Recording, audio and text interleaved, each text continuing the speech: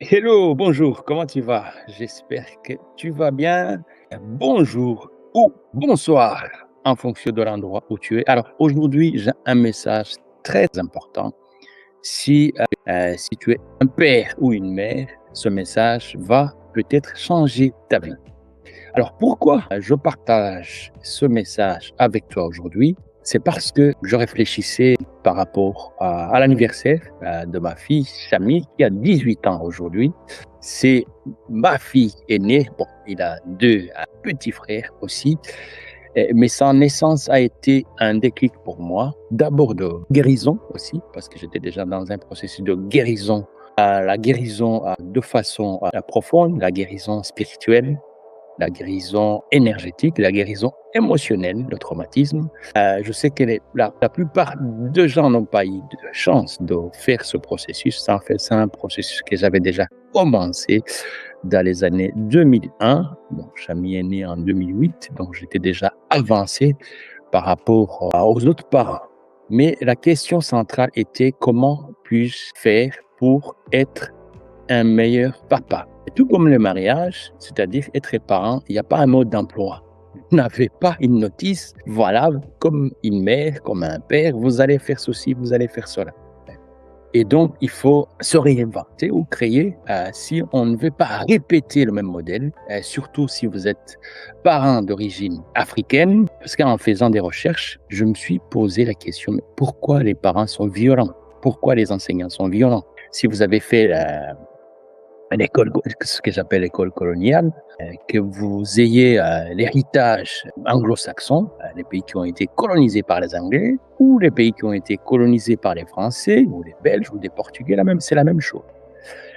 Parce que cette colonisation était accompagnée par l'évangélisation ou les missionnaires qui sont venus sur le continent utiliser la violence, tellement la violence la plus brutale que vous pouvez imaginer. Ces gens, il faut savoir que c'est des gens qu'on a envoyés en Afrique, la plupart étaient des pédophiles. Donc c'est déjà très violent. Cette violence qui a été infligée par les jeunes étudiants, les jeunes filles, les jeunes garçons, le résultat, c'est que comme ils ont été violentés physiquement, tapés, infliger des châtiments corporels, qu'est-ce qu'ils ont fait? Ils ont reproduit exactement la même chose.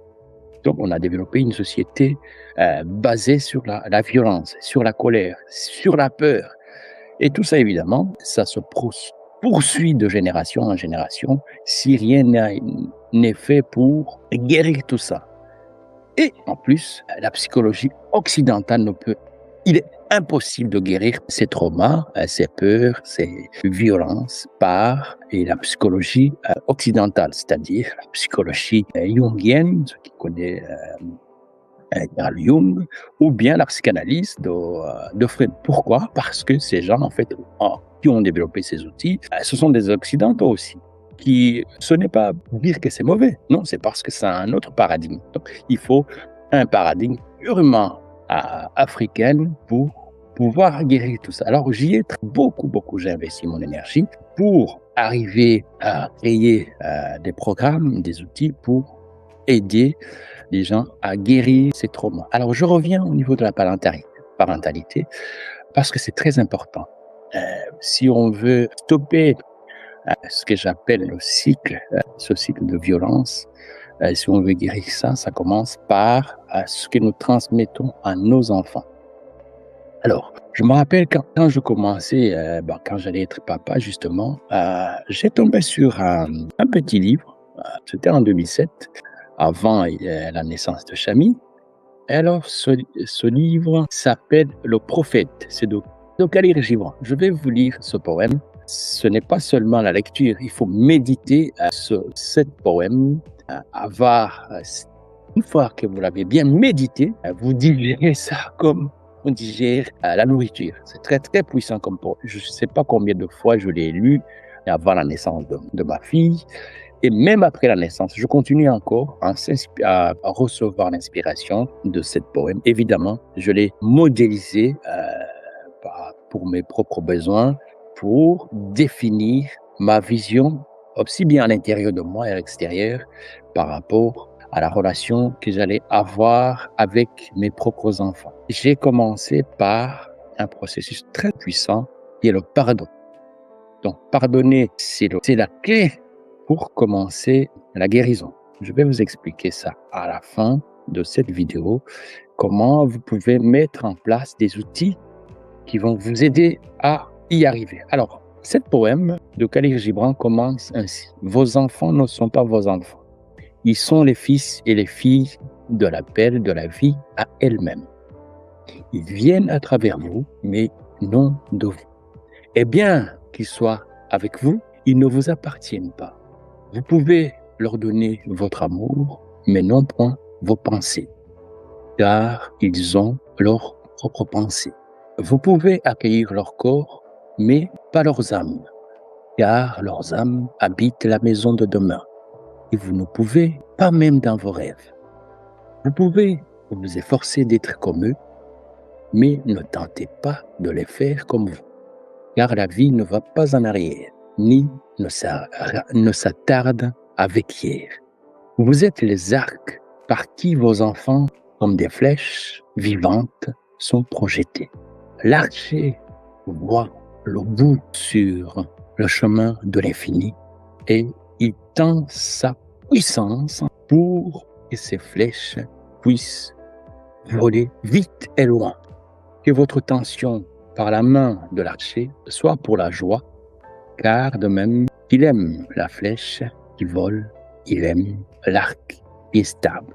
Khalil Gibran. Ah voilà. Ça, ce poème est tellement puissant pour vous aider ou pour t'aider à prendre conscience que tu as des schémas, ce que j'appelle des schémas ancestrales, donc des schémas issus de ta lignée maternelle, ta lignée paternelle, aussi d'autres schémas liés à la religion que tu as hérité, que tu sois musulman, chrétien, bouddhiste, je ne sais pas, donc tu as aussi ces schémas-là.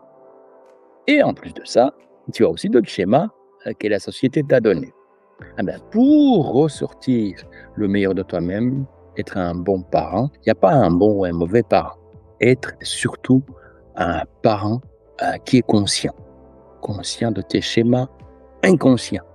Et c'est là où tu commences en fait à voir tes enfants comme des cadeaux précieux que Dieu ou que la vie t'a donnés.